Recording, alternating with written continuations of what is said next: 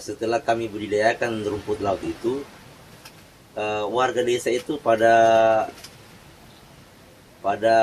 memberikan komentar yang tidak enak ke kami waktu itu. Mereka mengatai kami kerbola karena waktu itu lokasi masih tidak terlalu jauh dari pantai, jadi kita tidak pakai perahu turun. Kita langsung jalan kaki saja sampai airnya sedada, baru kita pasang rumput lautnya. Jadi pas kalau kita pulang, mereka mengatai kita, pulang minua kerbau dari kubangannya.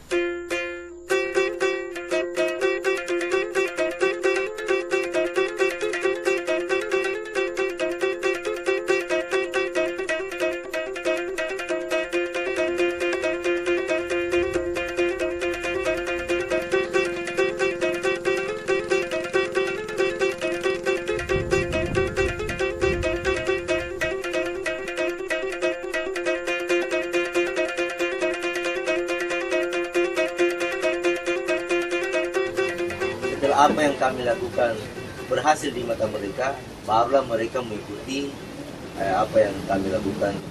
Dan malahan di antara mereka itu banyak yang memiliki bentangan yang melebihi dari apa yang kami punya.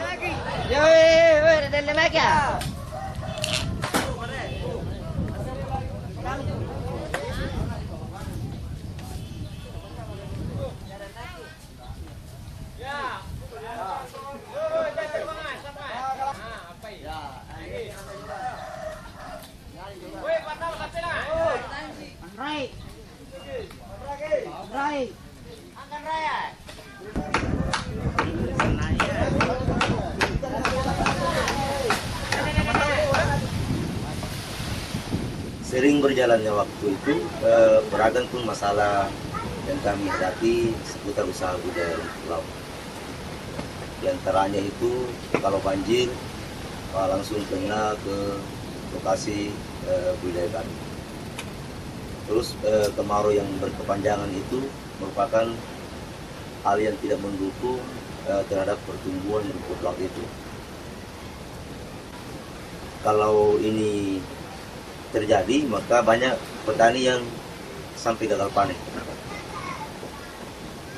Kondisi inilah yang kemudian dimanfaatkan oleh para tengkulak dan rentenir yang ada di desa dengan cara meminjamkan modal kepada para petani rumput laut. Di istilahnya kalau kita ngambil uang dari pedagang, kita bisa dipermainkan gitu masalah harga.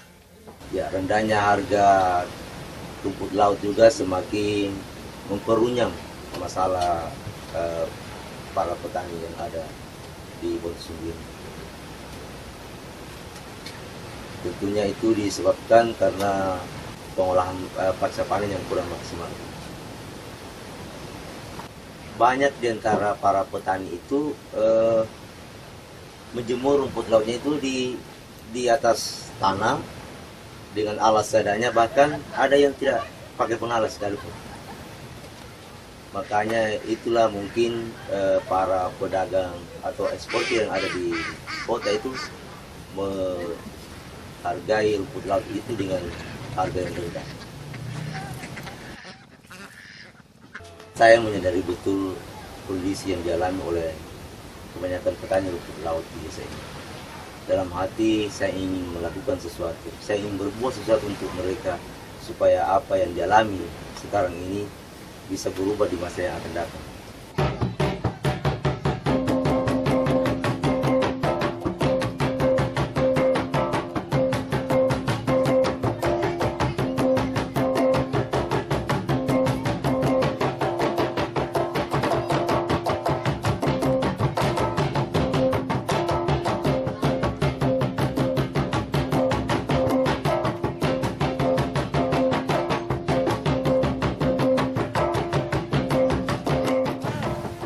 Kemudian saya bertemu dengan lembaga mitra Turatia yang menawarkan solusi lewat program PNPM.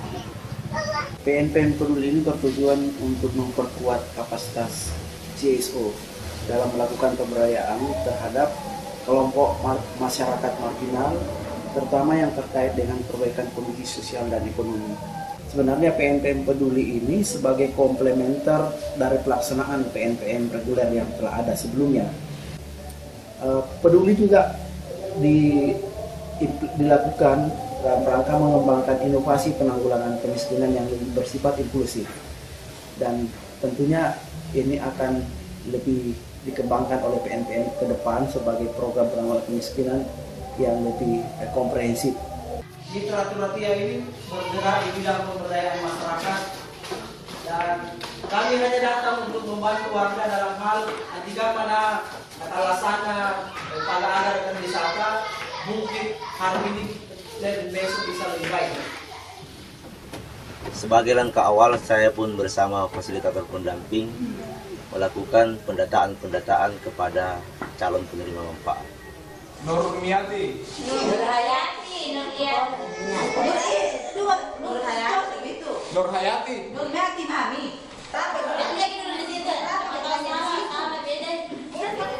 Setelah dilakukan pendataan terhadap calon penerima manfaat, maka saya pun bersama dengan fasilitator pendamping mengorganisir warga membentuk beberapa kelompok. Nah, kelompok ini terdiri dari perempuan semua. Adapun tujuan dari pembentukan kelompok ini sebagai wadah dalam bertukar informasi dan pengalaman maupun saling membantu antara satu dengan yang lain, terutama di dalam melakukan pembibitan. Dengan adanya kelompok ini sedikit terbantulah. Yang dulunya kita kerja sendiri-sendiri, sekarang alhamdulillah bisa dikerjakan dengan secara bergiliran.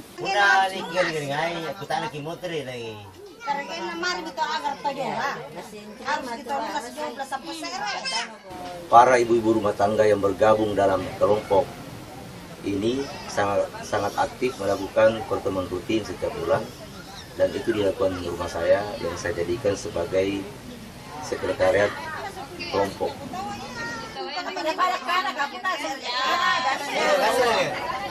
Memasuki awal musim tanam, Lembaga Mitra Turatia melalui program PNPM Peduli menyerahkan bantuan berupa bibit kepada anggota kelompok, dan sebelumnya itu diserahkan secara simbolis oleh Bapak Bupati Jeneponto kepada salah seorang ketua kelompok perempuan petani rumput laut di desa Bonsulu.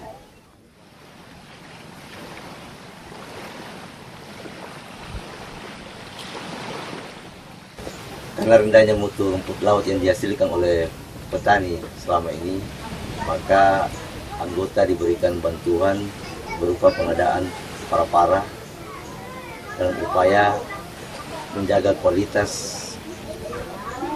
rumput laut ke depan.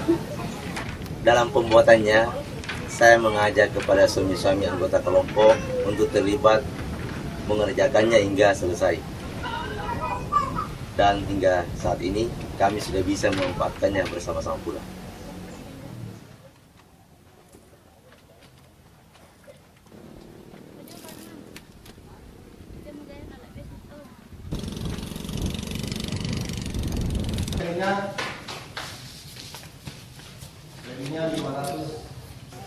Semua ibu-ibu rumah tangga yang bergabung dalam kelompok itu dibekali dengan pelatihan peningkatan kapasitas, khususnya pelatihan manajemen usaha dan ekonomi rumah tangga. Tapi kalau modal belanja, artinya belanja modal, yang namanya belanja modal ya harus kembali. Memasuki bulan November sampai Januari, kebanyakan para petani rumput laut itu tidak melakukan pembibitan, yang disebabkan karena cuaca yang kurang mendukung terhadap pertumbuhan rumput laut itu sendiri. Oleh karena itu, banyak petani yang tidak bekerja. Maka dari itu dilakukanlah diversifikasi usaha berupa pembuatan dodol dan sirup rumput laut.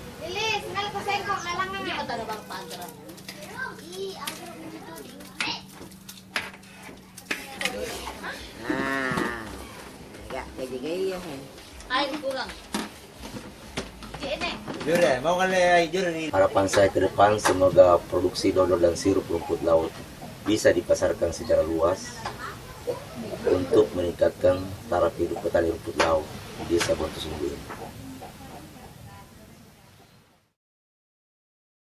Jadi dengan mudah-mudahan ke depannya kita bisa ndak ngambil uang dari pedagang lagi biar kita dicekik leher.